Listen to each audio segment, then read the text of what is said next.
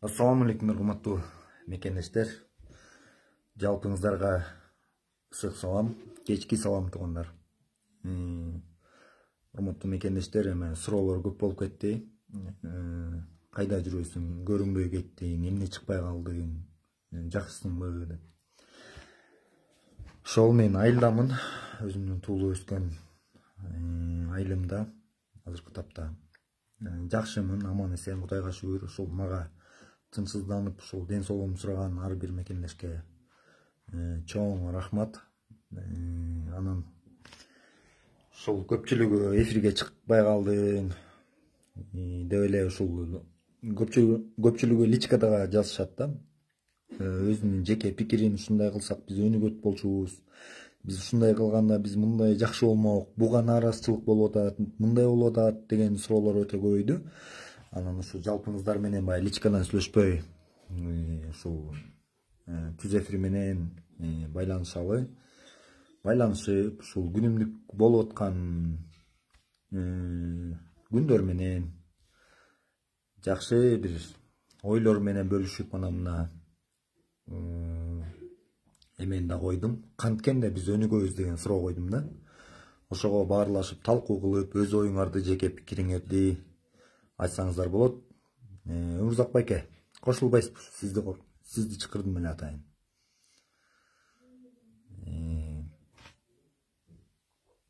Запрос чыгсаңар болот туугандар. Сүйлөшүп, баарлашалы. Ушуна көңүл ачып дегендей, жакшыны да, жаманын да ортого чыгып.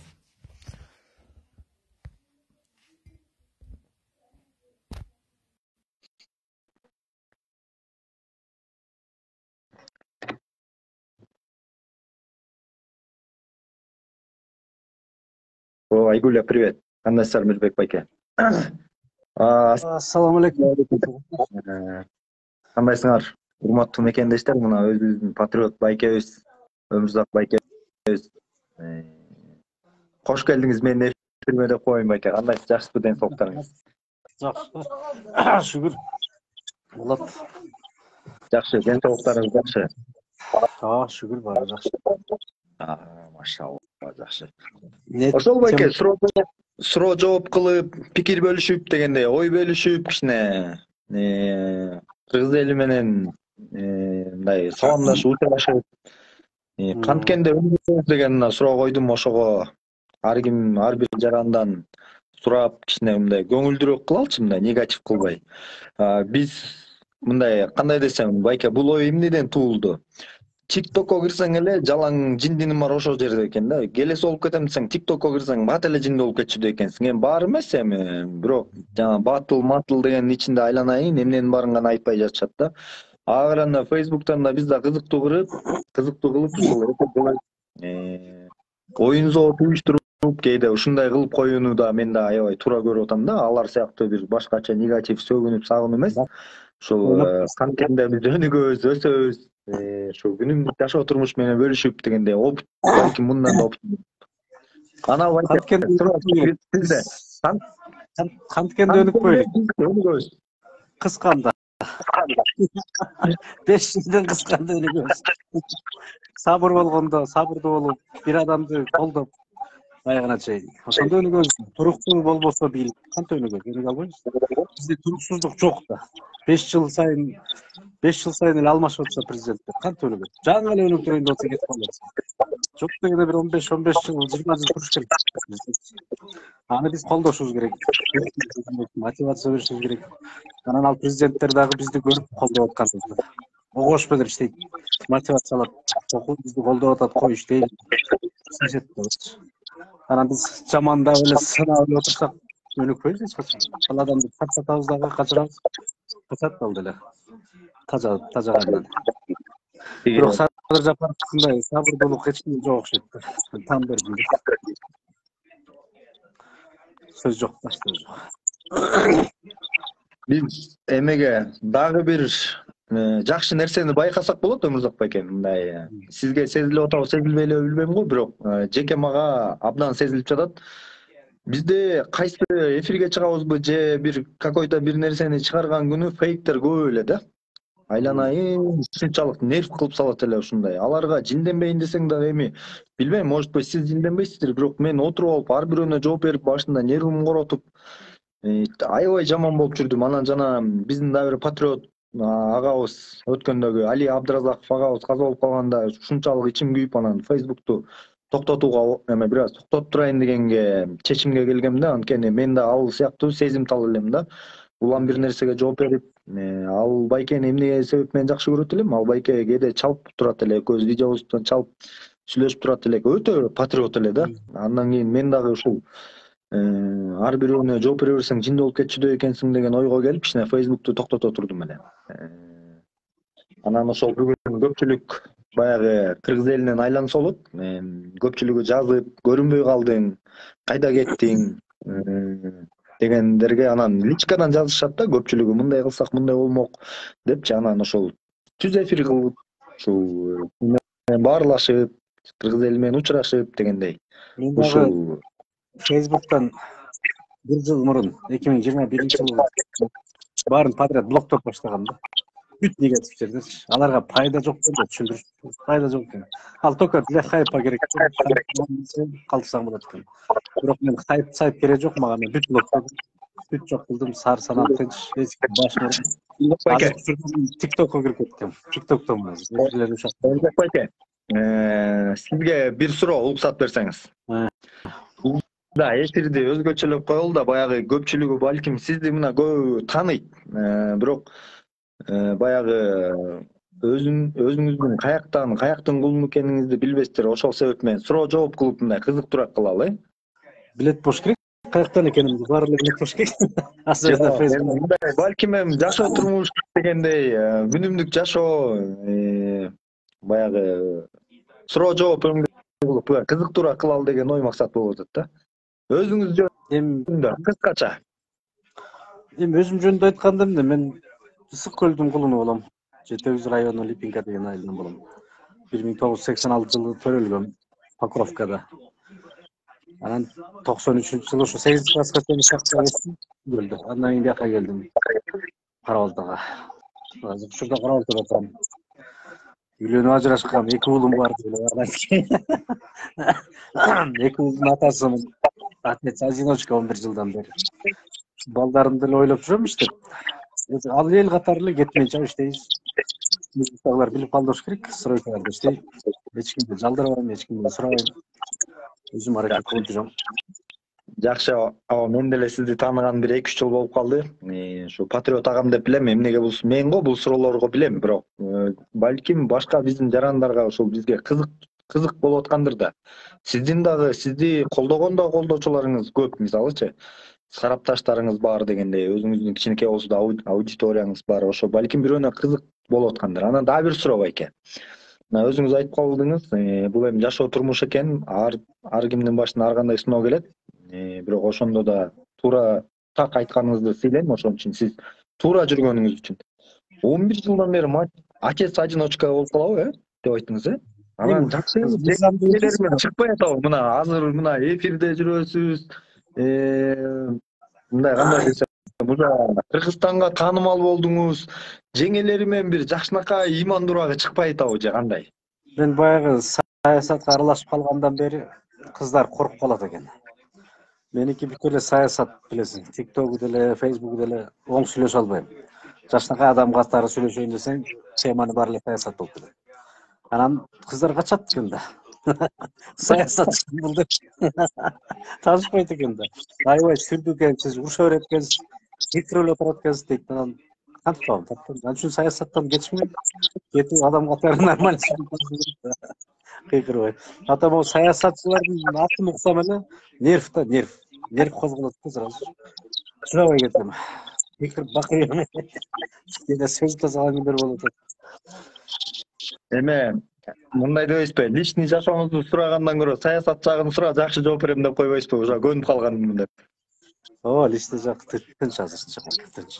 Эми табасың, бирок көңүлгө жакпайт. Кичине кылып болуп калат.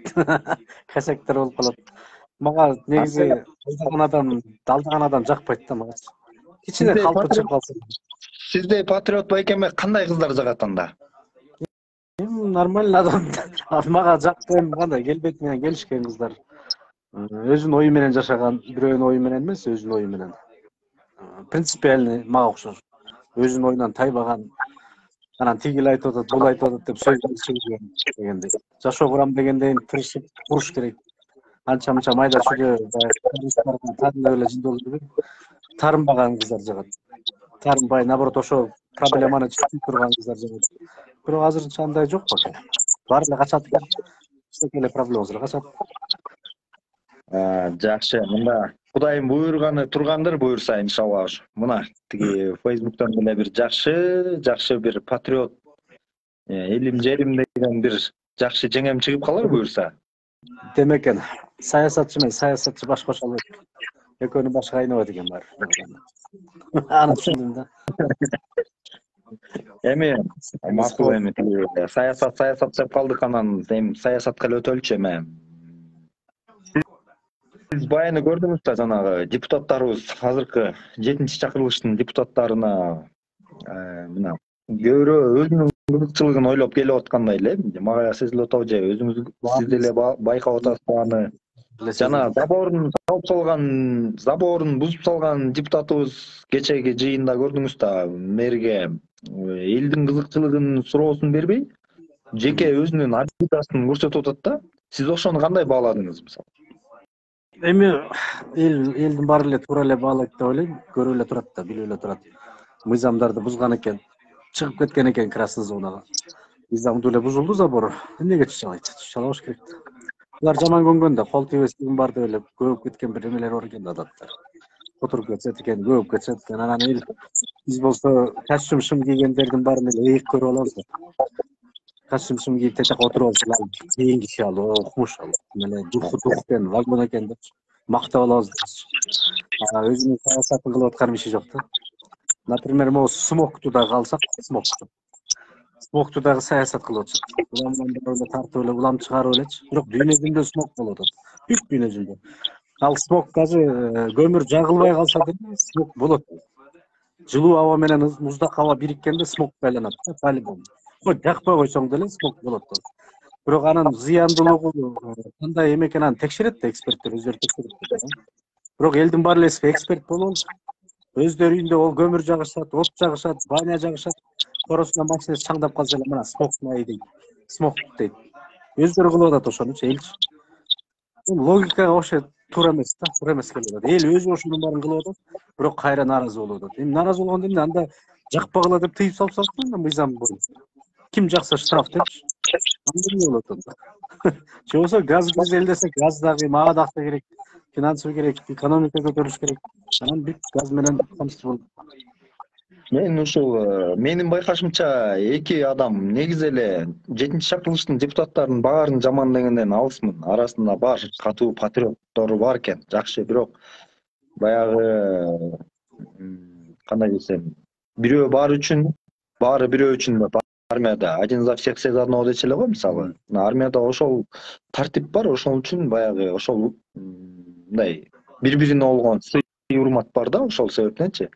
Анан өткөндөгү кабинет маселеси тилекке каршы кече жакын деле бүттү окшойт же, дагы деле бүтө элекпи? Ал мындай иштейм деген инсан кабинети жок деле иштемек, үйүндө жатып алып да иштесе болот, мисалы, иштейм деген адам.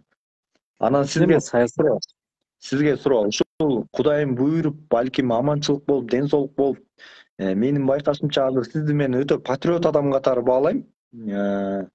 Анан ушул Кудайым буйруп калып, кандайдыр бир способун сиз дагы бир күнү эл өкүлү болуп, депутат болуп калды дейли, сиз депутаттыкка бардыңыз дейли. Ушул ак үйдүн оозун мындай оозун аттаганын баары, патриоттун баары өзгөрүп кетет экен да, баягы таанып жүргөн адамдарың башкача болуп калат экен. Сизде ушундай өзгөрүп кетет белеңиз, мисалы? Если мен 20-25 жаштарымда бара турган болгондо, балким кутуруп кетмекмин мен дагы. Бирок азыр бара турган болсом жок. Азыр кутурбайт элем. Анткени биз акчаны да көрдүк, байлыгын деле көрдүк, кедейлигин көрдүк, баарын көрдүк жашоодо.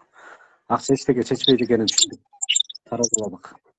Азыркы учурда шүгүрчүлүк менен жашайбыз. Шүгүр кылып жашаш керек, бар болсо да жок. Анан азыркы жаштар бирок жаштар акыл эси келе элек да. Башта элек. Жана кыйынчылыктарды өткөн жок. Бай болуп көргөн жок, например, кээ бирөө. Анан колуна акча тийгенден анан учуп күйүп бузулган ошол да. Бузулуп кеткен. Бул жерде баштан көп нерсе өткөн адам келиш керек да. Мына Садыр Жапаров баштан көп нерсе өттү, сыноолорду өткөздү, баарын өткөздү. Төлмөнү да көргөздү, баарын. Мына бул адам иштейт. Бул адам акчага муктаж эмес. Шууруйт чыккан адам. Көрөсүң, баары жакшы болот ошол. Камалгандар тууралуу оюңуз кандай сиздин? Эмне боюнча? Камалгандар тууралуу оюңуз кандай? Камалгандар эми по заслугам эле камалды да, көрдүк, баарыбыз эле көрдүк го. 2 жылдан бери ошолор менен кырылышып келатабыз. 2 жылдан бери одной и той же лицо бар го, көрүп атабыз го баары. Биз го билебиз да. Күндө эфирлерге кылып чыгып жүргөн, Facebook'та аралап жүргөн биз билебиз да буларды. Карапайым эл билбейт да. Булар ким эмнеге камалып калды, ким алып атат да. Биз ошолорго жеткизишибиз керек.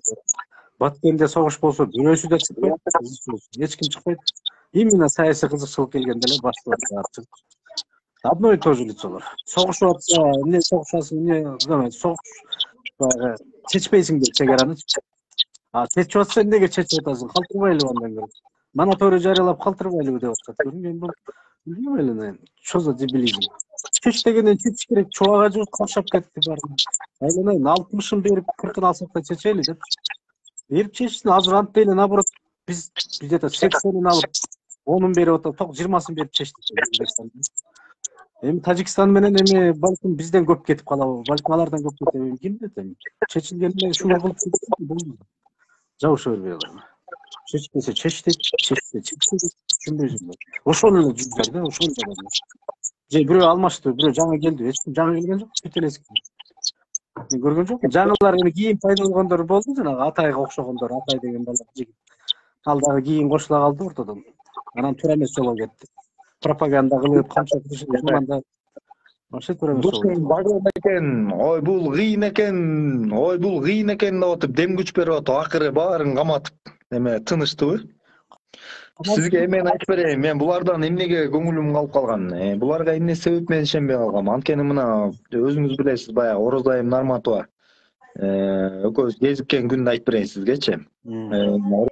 Орозайым Нарматова Аскар Акаев келип калбадыбы биздин Кыргызстанга? Анан бизде Кыргызстанда ошол кезде Акжол Махмудов, Шыбут аябай бизде жана мындай сонун жакшы жаңылыктар бар болчу да, по-моему, Буйса Бусурманкулубуз дагы утуп, ушундай элдер саясат менен иши жок кезде Аскар Акаевич келди да Бишкекке. Анан элдер тынч болуп атканда ушул бүтүнчүлөрдү көрүп калдым эме депчи. Анча-мынча метродо кетип баратып, бир экөө сүйлөшүп бараттыр да, мына мындай болуп калды. Анан элдер мындай бир план куруш керек деп элечи. Мен ал экөөмүн деле тартып эме кылган жокмун. Үйгө келдим да, жатып туруп, буларың эртең саясатташтыр, оюн кылат турбайбы деп туруп, ана вампир кылып жасадым. Кимди? Адахан Кимсанбаевичти, Орозайым Нарматованы. Туугандар эртең даярдангыла ушуга. Эртең бул вампирлер чыгат депчи, нааразы болупчу. Деп даярдангандан кийин эле уктап жатып эртең менен турсам эле Facebook'тан бир эжекке жөнөтүптүр Орозайым Нарматованын сүйлөгөнүн. Эй Бактияр Гасенов, эркек болсоң келгиниң, кезгели. Анан мен сага окшогондорду мындай тигиндей деп анан. Эми баягы кыз киши деп барбай койсоң деле болот болчу, аларга теңелип эмне кылам деп. Анан баягы аябай намыска тийди. Жигитти намыс өлтүрөт дегендей. Макул эми барып келели деп. Анан бардым. Биринчи күнү барып, анан бир кайсы канал экенин билбейм, бир каналга интервью берип атыптыр. Парк Победага кел деди. Кезгелүү деп чакырышты. Парк Победага кел. Экөөбүз Парк Победага барсам, бир каналга интервьюсун берип атыптыр. Жанында киши толтура. Эми аппаратуралар ушунчалык кымбат бүт. Барып алып, бир таң калып карап отуруп, анан бир маалда менде да убакыт бар да. Жаздым. Саат 4-кө дейин 4-тө кезикпейлиби десем, мына бүтүп калды деп жазды да. Анан бүттүк. Анан экөөбүздүн эфир башталды. Анан биринчи күнү деле элестетсеңиз, мен Москвага 12 жылдан бери мигрант болуп, же саясатчы эмесмин мен, же журналист эмесмин, мисалычы. Өзүмдүн эле тиричилик кылып жүргөн күнүмдүк эле, мисалы, катардагы эле жаранмын да. Алар окшош саясатты бышкан эмесмин. Анан биринчи күнү баягы өзүмдүн тарбиям менен эле жүрдүм. Тарбиям, ата-энем кандай тарбиялаган болсо, өзүмдү өзүм кандай тарбиялаган болсом, баягы бир жакшы ой айтып келатсаң эле бир бутун алып бир бутуна жылдырса эле унутуп калам. Эмне деп айткан атканымды. Ал уже психолог болуп бүтүптүр да. Анан мындай кылып атып эле, тиңдей кылып атып эле ойлордун баарын жоготом. Анан бир чети мен Орозайым Нарматовага мындай ыраазы элемин да байке, мисалчы. Эмнеге деген аны да айтып берем, эмне себеп менен. Деп анан биринчи күнү биз сүйлөшкөндөй болбой калды. Мен ар бир сөздөн кармап эле Адахан Кимсанбаевичтин эле ургачысы, точно эле ошол ал. Копия прям. Буту мындай эле бир 35 эле размер. Ол деле бир кенедей баланкындай эле да, бир кенедей.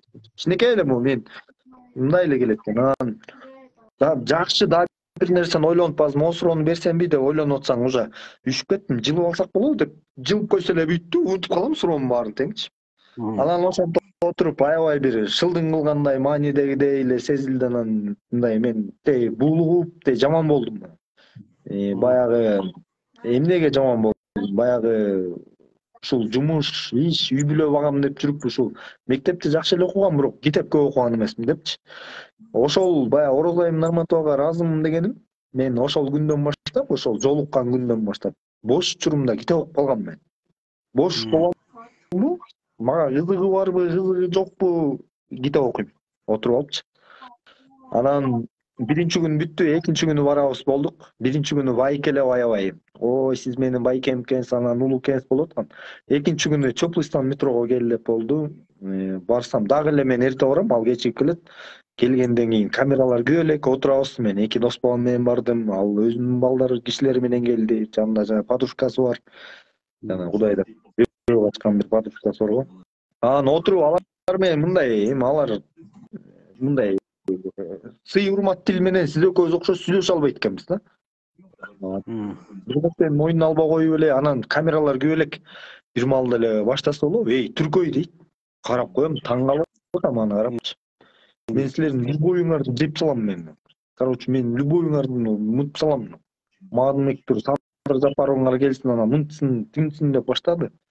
Айланайын эми кече эле сиз деп байкем экенсиз деп аткан жана өлүмүш болуп аткан инсан экөөбүз жол камера 3 кезде туруп мени сенсиреп любоюңду түркөйлөрүң любоюң деп баштады. А мен айттым анан, айланайын дедим, Кудайга тоо кылдым дедим, ушу кече камералар күйгөндө байкелеп аттың эле, бүгүн өчүк кезде эмне башкачасыңбы дегенче эле болбой, камералар күйсө мына деп кайра өзгөрүп, түздөлүп туруп, мына келип тийир болуп, кайра өзгөрүп кетсе белки мындай эле таң калат экенсиң, алчы мындай туруп эле азыр эле сөгүнүп сагынып аткан эме, мисалы кайра сиз деп башкача сүйлөп атсачы, андайга көнбөгөн жаным. Анан кой деп бир аз сүйлөшкөндөн кийин анан булар менен саясат тили менен, мындай сый тили менен жарашпайт экен деп анан күнүмдүк тили менен эле сүйлөп анан кетип калдым. Анан айттым бир күнү, берки жанындагы подружкасы каткырып аткандан ыйлаба, жыргаба, бир күн ыйлайсың сен дедим. Кетип калдым. Кеткенден кийин эле бир аз убакыт өткөн жок, баягы Орозайым биринчи кармалганда ыйлап атыптыр ичиндечи, эфир кылып атыпчы. Эмнеге Бакчар Касенов камалбайт, эмнеге Бекзат камалбайт, эмнеге мынтпайт болупчу. Анан ичимен айтып койдум, баягы табалаган эмес, мына айтпадым беле сага ыйлайсың депчи. Анысы кандай, Орозайым Нарматова жүрдү. Бул негизичи ушуга окшогондор мындай өз кызыкчылыгын көздөп кетишпедиби буларчы? Адахан Кимсанбаевич, Текебаев, буларды мен тупой адам дегенден алысмын. Баштары иштейт. Просто булар жеке өзүнүн амбициясы, кызыкчылыгы күчтүү болуп кеткен да булардыкычы. Болбосо булардычы жакшы иштете турган болсоң, мамлекет үчүн иштей турчу эле инсандар буларчы. Мындай иштейт. Бирок болбойт ал. Иштей албайт ал. Уже болду эмес. Каралык таптап кетти бул Орозайымдычы. Болбойт уже. Болбойт да бул. Түздөлбөйт. Адахан эле артында басып келаткан инсан ушул да. Ошол Адахан историялар бар сизге. Негизи булар эме да. Адахан Кимсанбаевичтин оюнду айтсам, иликтеп көрдүм да. 95-жылдан бери келгенден бери эмне иштери кылды, кандай эмне кылды деп десем, 10го жетпеген мыйзам жазып болгон. Болду. Калган бүт жерлерди эле берип келген экен да. Тияктан бияктан берип. Бир кирпич бирип айтмакчы сен кирпичти жолго жылдырдың беле деп сурап. Sen bir girip sildırgan emessin. Sen ele sildırıp eşlikte. A karaganda kamça kıdırşa işte gezde. Kamça üyleri salıydı. Kamça janagı Bularda деген ушул бүтүнчүлөр менен мен деген Москвада деген баягы патриоттонуп, элим, урматтуу элим деп аябай жандары чыгып кетип сүйлөйт го эфирлерденчи. Анан мен буларга айтып атам да, ушунчалык сүйлөп аткандан кийин кыргыз элин ушунчалык жакшы көрсө керек деген ой болот да. Анан айтып атам да. Жана Эмил Бекиевне дагы ага да кезиктим. Анан айтып атам, бир Кыргызстаныбыздын жараны алмасы өзү калып, элдин карызы калып келаткан экен ал алмаларды. Таможнядан депорт болуп кетип, кишиси жок, алмасы келип туруп Москвага токтоп калды. Анан мен айтып атам да, Эмил, кел экөөбүз патриотсуң да сен, күнүнө чыгып сүйлөп атпайсыңбы? Кел экөөбүз эме кылабыз. Ушул жараныбыздын ушул алмасын сатып жакшылык кылалы. Кээде каза болуп калган жарандарыбыз жок эмес. Бар. Кел ошондой акча чогултуп эме кылалы. Кел ооруп келген инсандар бар. Ошолорго жардам кылалы. Сен өзүң тарабыңан чогулт, мен ушинтип элдерден ушинтип биргеликте ынтымакта кылалы десең, жаманчылыктай булар ушундай баягы күч керек болгон учурларда келбейт. Булар только эле бийликти жамандап, бийликти алыш керек болду да. Мен биринчи марта чакырдым, берке Урайымовун чайга да чакырган болчумун Москвага келгенде. Кел чайга отуруп сүйлөшөлү депчи. Тиги айтканды угушкан жок, болушкан жок. Андан эле карабайсызбы, саясатчылар мына ажообуз келгенде ар түрлүү оюн кылды, жамандап, чиркин деги эме өкөөбүз жакшы билебиз аны канча деген способко, жолдорго барды. Канчасын курмандык кылды. Мисалы жанагы акынды деле мындай айтканда жолунан тайдыртып койбодубу, жана акын деле нормальный акын болчу ошолчу. Мисалы жолунан тайдыртып койду, кайда бир жакшы инсандардын баарын булду. Жаштардын баарын түрмөгө тыгып атат, бул Адаханга окшогондорчу мисалчы. Булардын ою только эле бийликти алып, элдин оюн бузуп, бийликти алуу болуп атат азыркы. Анан бул суроогочу биз канткенде өнүгөбүз деген суроого мен өткөндө курултайга делегат болуп барбадымбы? Делегат болуп барып, мен деле сүйлөсөм болот эле аяктанчы байке. Мен деле элимдин үнүн жеткирсем болот эле. Анан ким Жоки Сыргаков байкем да барып калган экен, ал да эли шайлап барды да. Баргандан кийин ал сүйлөп эме кылып калыптыр. Мына Садырдын жыгылныйлары келди деп ушундай окуп калдым сөздөрдү. Анан мен чыгып сүйлөгүм келген жок. Ушунчалык канча жылдан бери көздөгөн, мен элге курултай берем деп илгери эле айтчу экен ажообузчу. Кийин курултай берем. Ошо ажообуздун ою ишке ашып аткандан мен да туруп алып туруп жөнү жок булгатпайын, мен эле эч ким эмесмин, бирок менден да болсо сөз чыкпасынчы депчи. Ошол өзү деле айтып койду, биздин деле көйгөйлөрүбүз жана жетса Садик элдикинде эле болчу. Аны өзү деле айтты го. Мага сунуш бергиле. Сунуш берсеңер, Садик мондай эмеле объектилер 3 жылда бүтөт деп айтты го. Андан кийин мен деле депутаттарыбызга айтайын деп аткан болчумун. Ошол депутат министрлерге чыгып өз оюмду айтам деп. Ошол кезде Айыл чарба министрине аябай нааразычылыгым бар эле. Мен чыгып ошолорду айтам деп. Мына биз канткенде өнүгөбүз дебедимби? Сиз туура айттыңыз башында. Ынтымактуу болсок, биримдиктүү болсок, азыркы ажообузду колдоп, коштоп турсак, келген кишини эле эртең кеттей бербесек, анан баягы биз го карапайым эл ынтымактуу эле болуп атат. Бирок ушул элдин атынан шайланып келген тилекке каршы депутаттарыбыз кайдагы бир кабинет маселеси менен, кайдагы бир өзүнүн кызыкчылыгы үчүн ойлоп алышып эле мына ынтымактуулук жок. Карасаңыздар, мына өткөндө деле мына жер чечилүү болуп атат, ажообуз чыгып сайрап атат, мына айтып атат, какшап атат, баягы мондай кылалы, азыр биздин шансыбыз деп атса да, кээ бирөө популисттер да чыгып алып мындай тигиндей депчи, жана 19 депутат. Анан мен силерге ошол депутаттарга эмемди айтайын деп аткам. Биз эл ынтымакка келебиз, качан силер келсеңер депчи. Мен аларды ынтымакка чакырайын деген болчумун. Анан тилекке каршы эми ал күндө буйрбады, мен микрофонго деле жулунган жокмун, бирок өзүмдүн тиешелүү ушул элим ишенип жиберген мага кагаздардын баардыгын толук министрликке өткөрүп бердик. Мына эмне деген деңгээлде даярдык болду, эмне деген деңгээлде. Күйүнүп калдым байке. Анан Улан Досматов деген байкебиз бар. Биякта да күндө чыгып ар түрлүү болуп жүрөт. Сиз да таанып болушуңуз керек, аны өндүрүшкенин чыгарабыз депчи. Ал байкем менен кезигип, учурашып, мамилебиз жаман эмес, жакшы эми. Кыргыздарыбыз бирөө бирдеме деп койсо эле кечке кырыла бергенибиз болбойт го. Ынтымактуулукка чакырам да. Ал башында өндүрүш кендирин чыгарам деп, ал жаман эмес, туура эле маселени көтөрөт алчы, негизи туура эле. Анан бирок эме өтпөй калды, анын иш жүзүнө ашпай калды. Сразу уже өндүрүш кендирин деп жүрүп, планы ишке ашпай калды быйылча. Сразу оппозицияга айланды дагы, уже саясатка айланып кетти алчы. Саясатташтырып салды да. Андан кийин ажообузду уже ар түрлүү айта баштады. Көп жолу уже экөөбүз мындай кайым деле айтышкан жокпуз го, бирок мындай пикир келишпестиктер болуп кетип атты да. Андан кийин менде ушун жатып алып ой жүгүртүүлөр болот экен Өмүрзак байке. Кандай адамдар биздин ажообузду жаман көрөт? Бийликке жетпей калгандар, проекттер ишке ашпай калгандар, жумуш ордуна кире албай калгандар. Карап отурсаң, өз кызыкчылыктары жеке деген эч ким жок.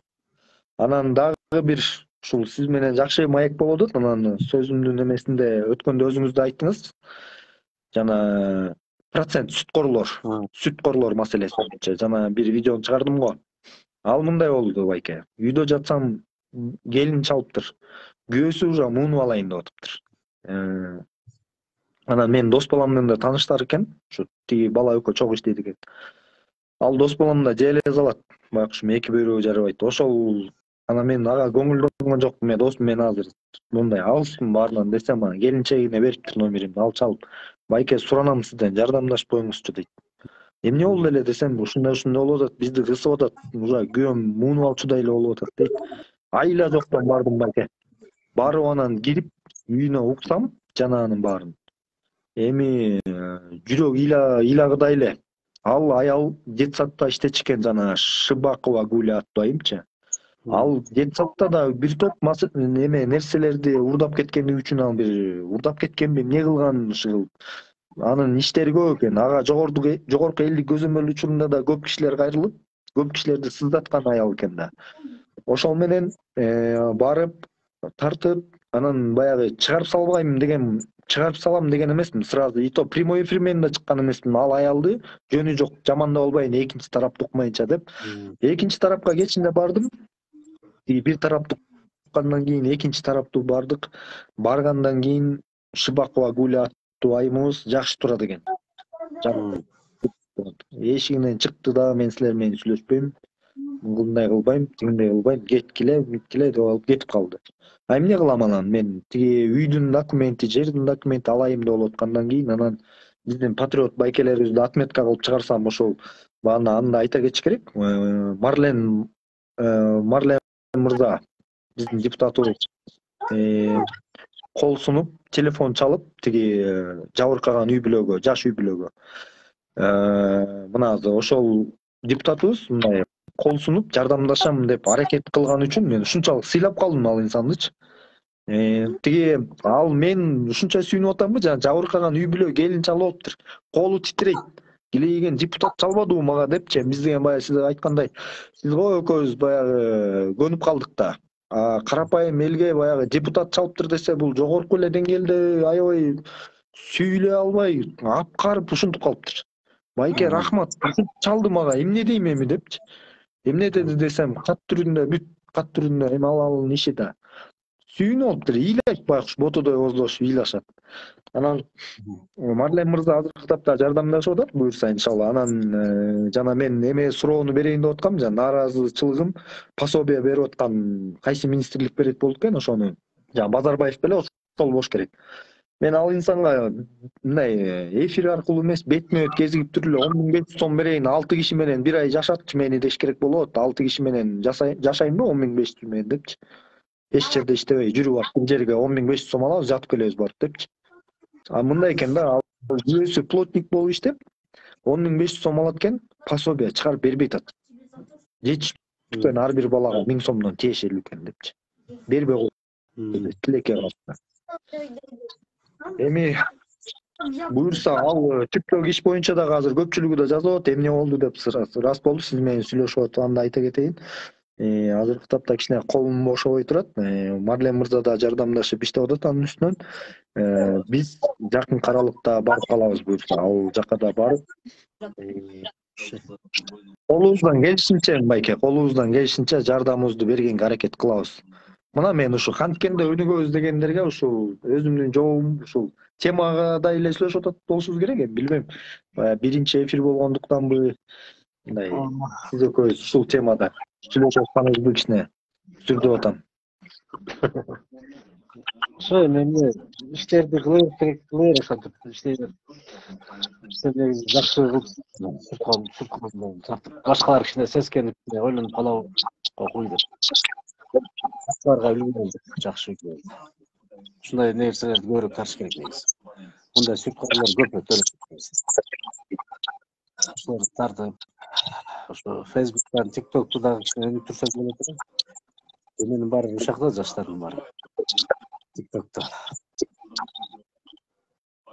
TikTok'ко Байке мен TikTok'ко болгон ышыгылып ал жерге деле кирдим, бирок мен баягы туристтерди конокко чакырып, ушинтип көрдүм. TikTok'ту жакшы өздөштүрө албай атам да. Ал жака кирсем эле баягы эки-экиден батыл болуп эле, соңун сагынып аткан инсандарды көрүп эле кайра эле чыгып кетип калам. Мындай отугу келбей эле эмнегедир туура колдоно албай атам TikTok'ту. Аларды көрүп эле сен өзүңдүн оюңду эле чыгып эле эфир кылып айта бер. Болду, ошол эле жакшы жашамайт.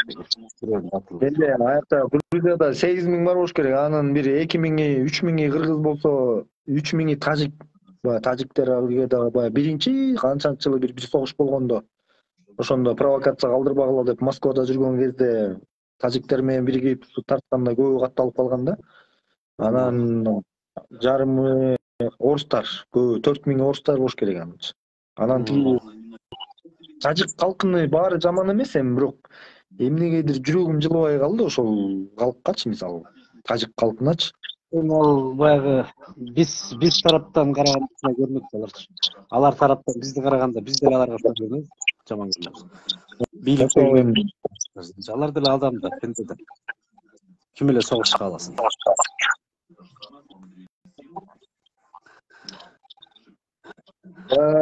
Байке. Ушундай анан ошол Байке. Жаңы адамдар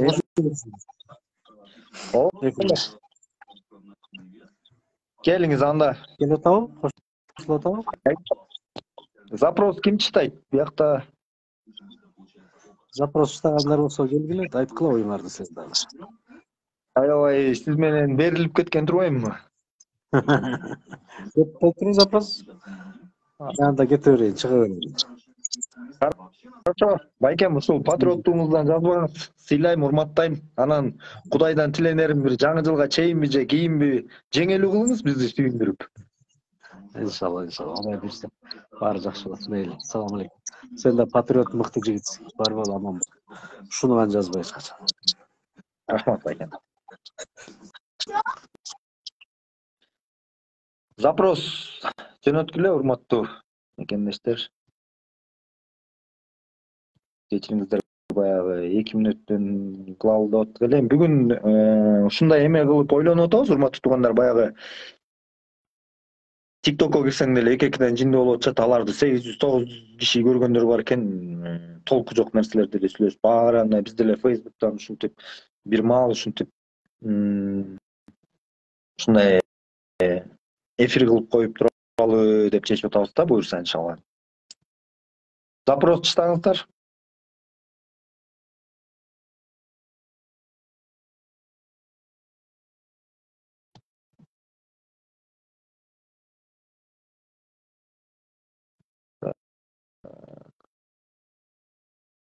Ошо мекендештер. Жүрөбүз биз. Ошол колубуздан келишинче колдон келсе баарына жардам бергим келет, бирок тилекке каршы ойлогон ойду кыстаган турмуш жеңип коет. Ошол жана да эме жазып өтүп кеткен болчумун. Камалып кеткен инсандар жок азыр, баягы камакта. Мен аларды табылаган жерим жок, бирок аларды да ынтымакка чакырган, баардыгын келгиле ынтымактуу болобуз. Биз ынтымактуу болсок өнүгөбүз, өсөбүз депчи мен. Тилекке каршы өз ойлоруна, позицияларынан кайтпады. Мына акыры келип темир тордун аркасында отурушат. Мен бирок ошол жаш балдар отурганына мен сүйүнгөн жерим жок бир четиненчи. Чыгып, өз күчү менен чыкса жакшы болмок мындай кыргыз элине. Так, байке келди эле, мен чыдадым дейт го.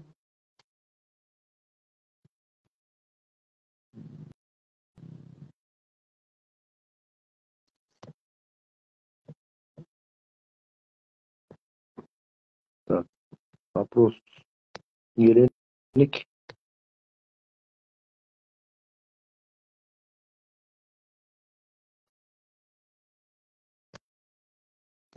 Так. Запрос чыктабы туугандар? Жеке оюңарды айтып, эми биз TikTok'то кээ бир кичиндилерге караганда кичине өзүбүздү жакшы эле алып жүрөбүз го. Чоң рахмат Каныбек байке.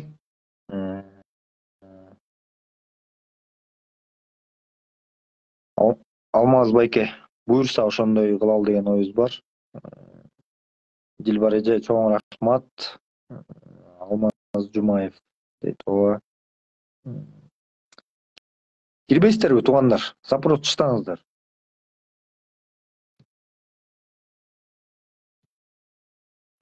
Ошол бизде деле эмне деген ушактар болду. Тиги эң кызыктуу историялардан силерге айтып берейин. Запрос чыктаганча бизде ошол орозо эми эле жасап койгон бир Айдар деген фейковый аккаунт бар болчу, анын бир Айдар Жапаров деген. Ошол бала жасады.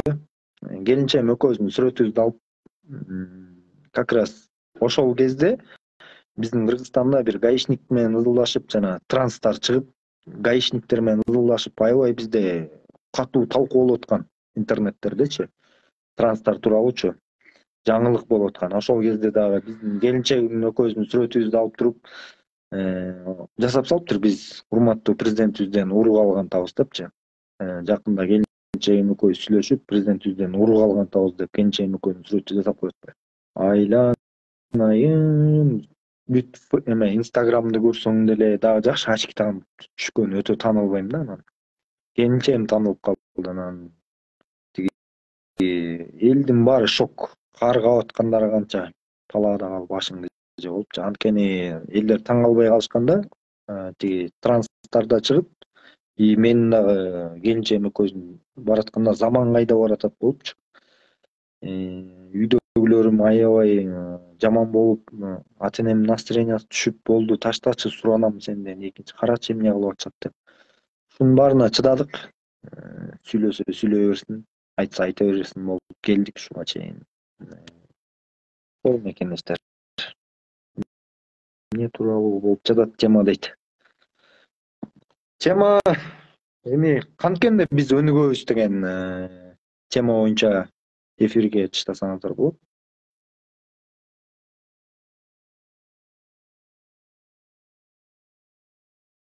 Эми мекендештер баягы баарлашып, бир маал ден соолук сурашып дегендейчи. Ушул эле негизде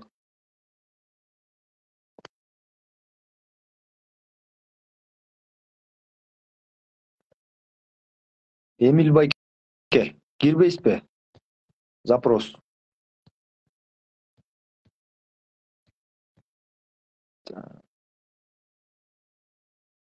Эмне кетпей жатат?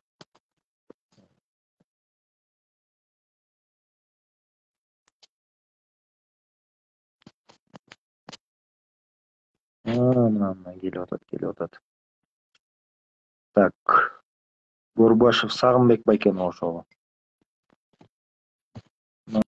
Келип атыптыр туугандар, кечириңиздер.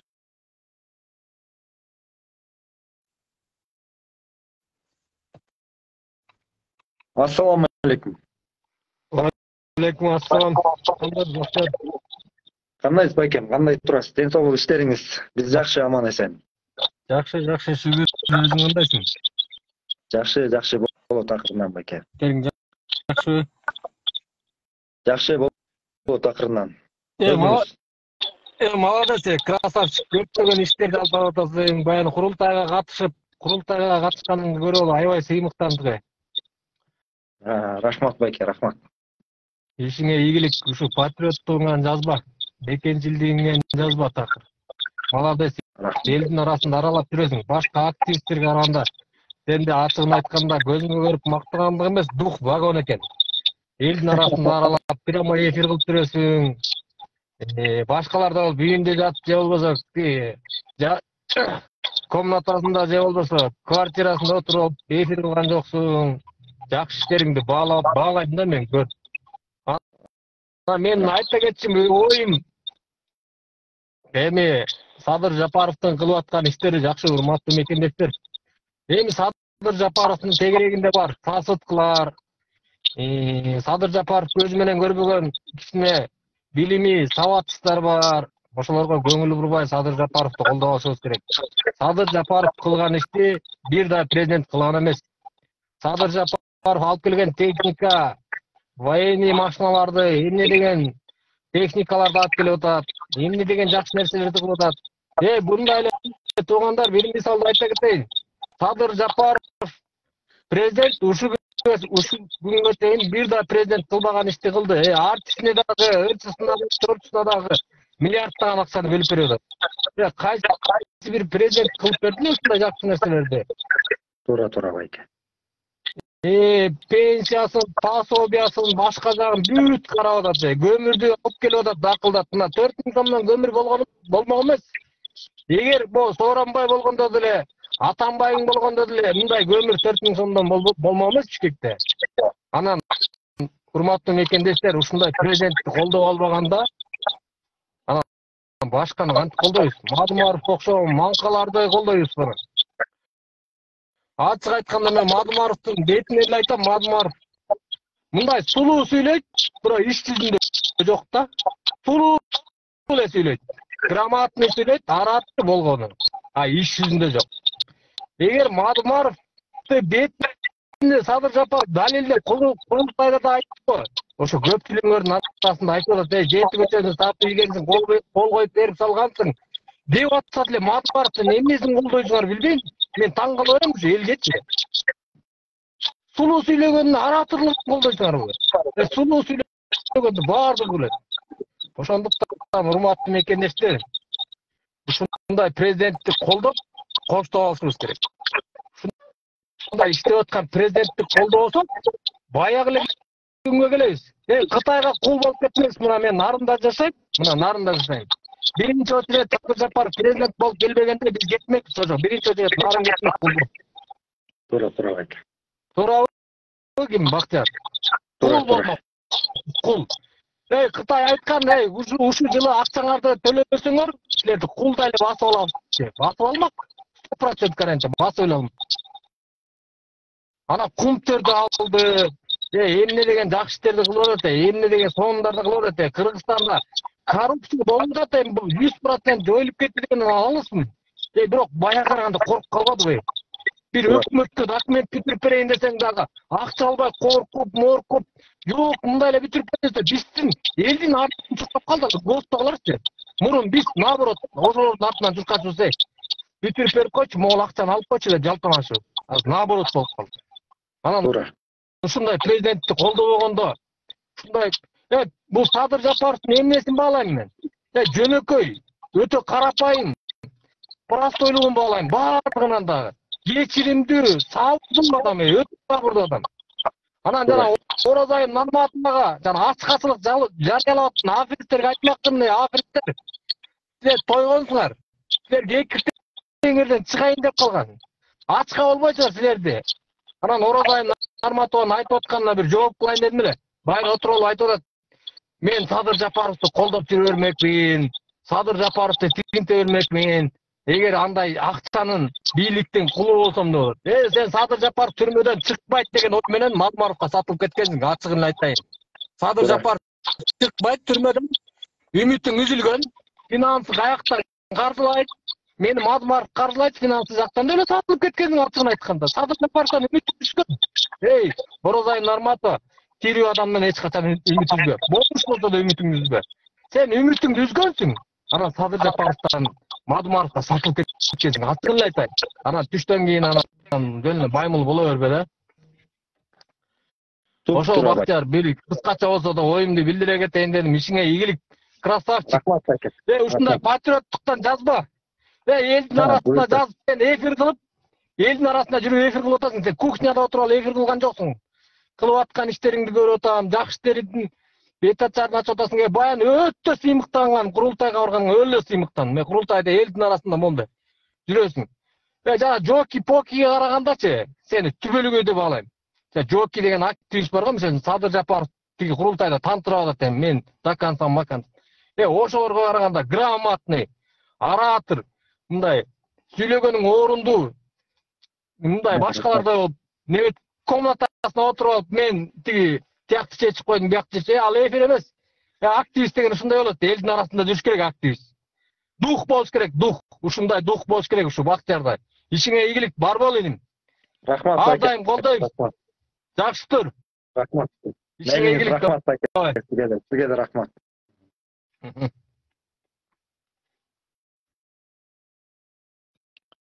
Чоң рахмат байкеме. Мен да мындай кандай десем, непривычно болуп кетет. Кээде дагы аябай мен көнбөгөнүм. Те уялганым кээде учур болот эме. Базардан же биздерден кетип баратсам, кээде чуркап келип, ушу апаларыбыз же кээ бирки байкелер бар, анан кел сүрөткө чыгып коебуз десе, ушунчалык уялам мен. Жаман болом да. Ошол мекендештер, Кудай буйрса сиздер менен кеңешип кептешип, бул бир 2-3 күндө бир болобу же 2 күндө бир болобу ушундай эфир кылып, түз эфир кылып, элдин оюн айттырып, кеңешип, кептешип туралы, эгер макул десеңиздер буйрса. Баягы жакшы нерселерди сүйлөшүп, балким идеясы, укмуш идея айткандар болуп чыгып калаттыр, буйрса.